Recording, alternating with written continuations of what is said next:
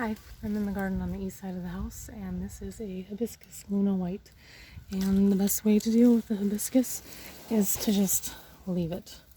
If you want to, you can cut it, at least the leaf parts off, so it looks a little bit nicer, but while it's still green, you want it to give energy down to the root ball.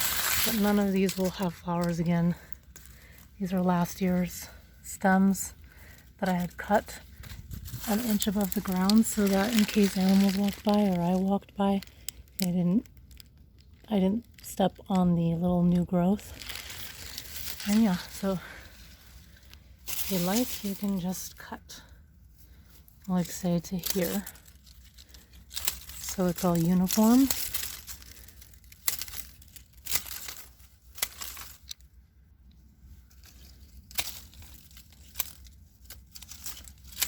But you want to keep the stem as long as you can so that the juices go back down into the root ball. These are not the best scissors.